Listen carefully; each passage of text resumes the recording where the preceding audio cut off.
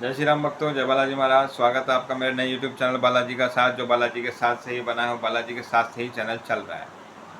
तो भक्तों, आज का जो हमारा वीडियो रहेगा वो भी पितृपक्ष पर ही रहेगा। ये श्राद्ध जो चल रहे हैं, तो जय श्री राम बोल के वीडियो शुरू करते हैं। जय श्री राम भक्तों, जय बालाजी महाराज।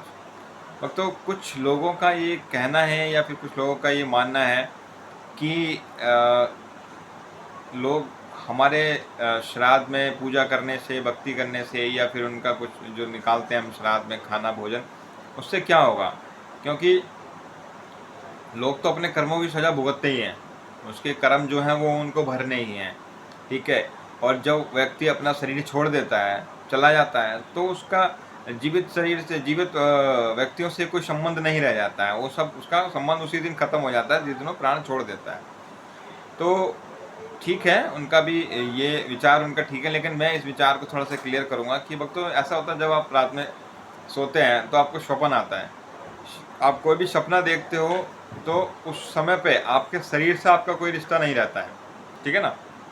लेकिन आप उस समय जीवित अवस्था में घूम रहे होते हो, सपना जो देखते हो बिल्कुल आपको ऐसा लगता है रियल देख रहे हैं आप, शरीर से आपका कोई मतलब नहीं है। लेकिन जो जीवित व्यक्ति है उसका तो उस शरीर से संबंध है। उसी तरह जब शरीर अपने प्राण त्यागता है तो उस शरीर का जीवित व्यक्ति से संबंध खत्म हो जाता है। शरीर को नहीं पता होता कि मेरे इससे क्या संबंध है और क्या नहीं है, लेकिन जीवित व्यक्ति का तो उस शरीर से संबंध रहता है।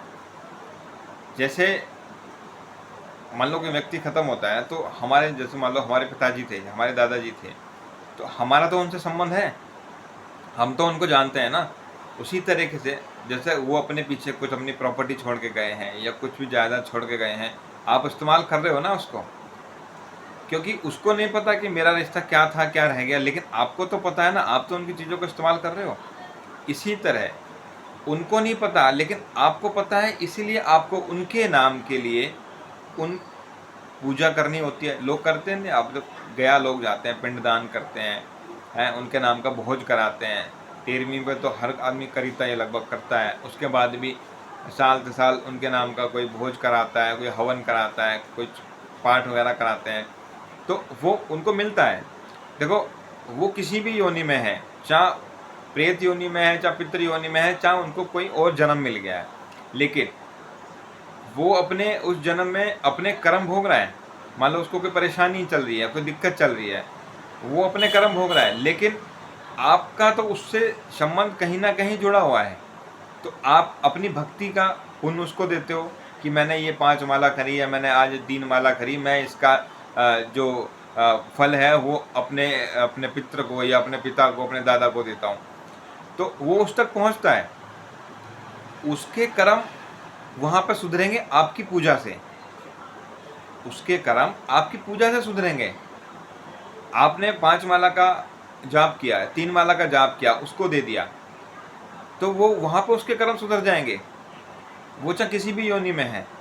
अब देखो, जैसे एक छोटा सा एग्जाम्पल, एक कुत्ता है, उसको किसी कर्म के अनुसार कुत्ते का जन्म मिल गया, लेकिन उसके पीछे उसके जो पूजा पाठ है, उसके परिवारजनों के जो उससे संबंधी उसको फल दे रहे हैं पूजा पाठ का, वो उसको कैसे मिलता है। अब तो आपने देखा होगा, एक कुत्ता गली में घूमता रहता है, दरवाजे पर जा लोग लाठी मार देते हैं उसको।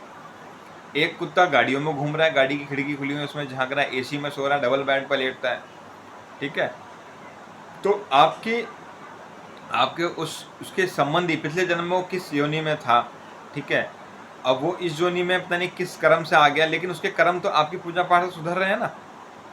एक कुत्ता मंदिर के बाद बैठा रहता है, वो भक्ति में रहता है हमेशा, जो प्रसाद भगवान पा रहे हैं वही प्रसाद वो उसको पाने को मिल रहा है। तो भक्तों, आप अपने पितरों के लिए जो भी करते हो, वो किसी भी योनि में है, उसके योनि वहाँ सुधरेगी, उसके कर्म वहाँ सुधरेंगे, उसके पाप कर्म कम होंगे आपकी भक्ति से।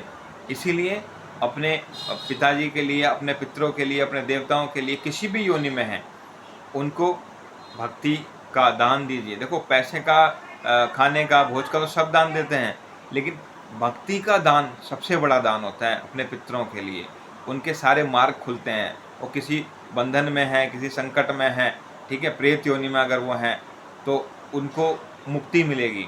उनको जन्म मिलेगा या फिर वो श्री हरि के चरणों में स्थान मिलेगा आपकी पूजा भाव से।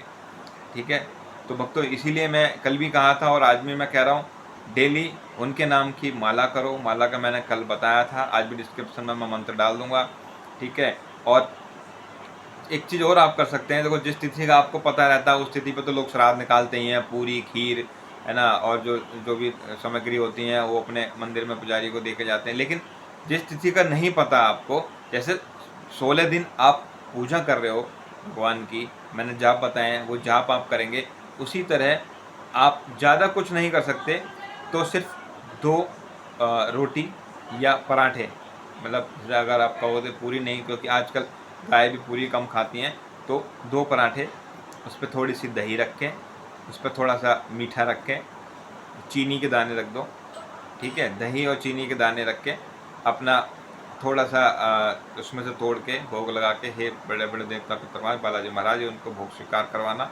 ठीक है, बड़े बूढ़े छोटे बड़े भूले बिछड़े, मतलब मेरे को नहीं पता है कौन है वो, लेकिन जो भी है इस तिथि पे उसको स्वीकार करें। रोटी को चूल्हे पर डाला, ठीक है, उस रोटी को गाय को दे दिया। ये 16 दिन डेली करना है आपको, मैं भी करता हूँ, डेली करना है। मुझे सबका नहीं पता, मुझे अपने दादा का, माता पिता का पता है, दादी का पता है, उसके पीछे की पीढ़ियों का नहीं पता, लेकिन मैं 16 के 16 दिन उनको 2 पराठे उस पर दही रख के गाय को देता हूँ।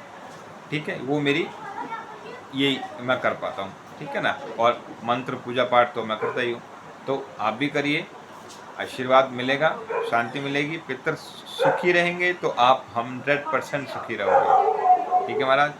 ठीक है भक्तों, ये मेरी द्वारा दी गई जानकारी आपको कैसी लगी, आशा करता हूँ अच्छी लगी होगी। अच्छी लगी तो वीडियो को शेयर करें, लाइक करें और चैनल को सब्सक्राइब करें। जय बालाजी महाराज, जय श्री राम भक्तों।